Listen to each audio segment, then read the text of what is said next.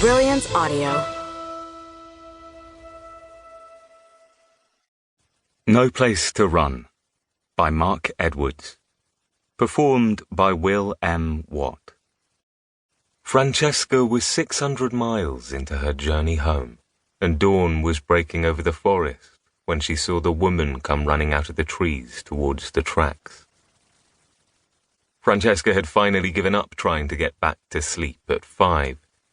The compartment was stuffy and claustrophobic, the bunk as stiff and narrow as an ironing board, and the train shook so much she could feel her insides coming loose.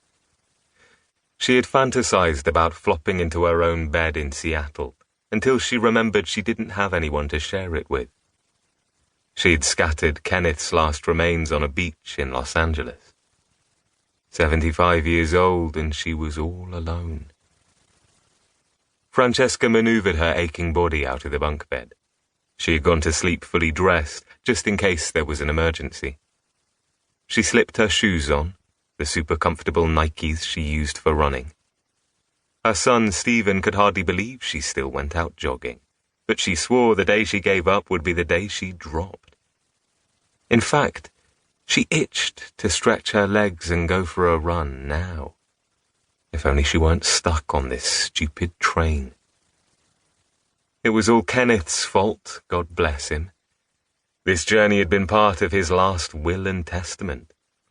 Once upon a time, an 18-year-old Angelino had taken the train north to Seattle, where he had settled, and he had written in his will that he wanted his ashes transported to the city of his birth by the same method, along the same tracks, which was all very romantic in a self-loving kind of way. But had he thought about his poor wife having to endure a 32-hour journey on Amtrak's Coast Starlight, and then another all the way home? Like hell he had. Opening and closing the door as quietly as she could so as not to wake the passengers in the next compartment, Francesca made her way into the empty dining car and then into business class, which was hardly better than coach. There were no beds here, just reclining seats, the passengers slumbering, eye masks on, earplugs in. She wrinkled her nose at the sweet and sour odour of nocturnal gases and hurried through. She caught a glimpse of her own reflection in the window, glowing like a ghost of herself, and hurriedly averted her eyes.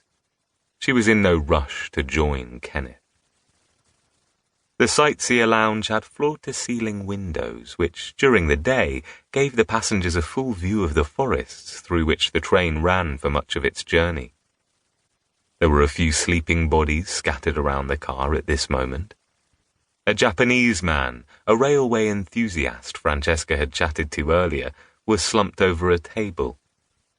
Over in the corner, an American man with a beard and a baseball cap sat in the seat he'd occupied since they'd left L.A., eyes closed. Beside him, his wife rested her head on his wide shoulder. Francesca settled down at a table and wondered what time they would start to serve breakfast, and when she would get home. The train was moving slower than usual, probably stuck behind a freight train. She turned to the window, expecting to see the washed-out phantom version of herself there again, but it was gone. The window was no longer a mirror. Without her noticing, the world outside had started to lighten. One moment, nothing to see, and then colours and shapes coming out of the blackness. A strip of orange glowed on the horizon where the mountains rose. Dark blue brightened to purple, and pink-edged clouds drifted into focus. Francesca leaned closer to the glass, transfixed by the developing spectacle of the planet waking up. Feeling the need to know where she was, she took out her phone and opened the Maps app, something a passenger she'd chatted to on the way down had shown her. They were passing through northern California, not far from the border with Oregon. The nearest town was a place she'd never heard of, Eaglewood. The train entered the forest. Those trees they were passing looked like cedars, she thought, though she'd never been good with that kind of thing. But she didn't have time to study them, to figure it out, because in the next moment the train, still moving at about half its normal speed, entered a clearing of flat, yellow grass. A girl was running towards the train. Francesca sat upright. She blinked twice, wondering if this was a hallucination, a trick of the mind or the light. But no, the girl, the young woman, was real. Francesca was certain of it. The woman also appeared to be wondering if she was seeing things, staring at the train as if it might be a mirage. She was white and youthful, with long legs like Bambi's and vivid auburn hair that bounced behind her as she sprinted across the uneven ground. Then Francesca realized something else.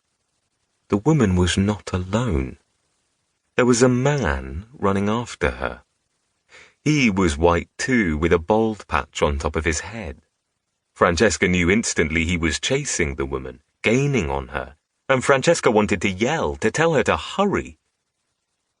And then the woman stumbled, fell onto her hands and knees. And as the spot on the train where Francesca stood passed the patch of ground where the woman had fallen, she looked up, straight at Francesca, and their eyes met through the glass. For a second that was all, because at that moment the train picked up speed, and Francesca pressed her face against the window, her focus switching to the man. His face was down, so all she could see was that bald patch on top of his head. But as the train entered a thicket of trees, obscuring the clearing from view, Francesca saw the woman twist onto her back as the man reached down to grab hold of her.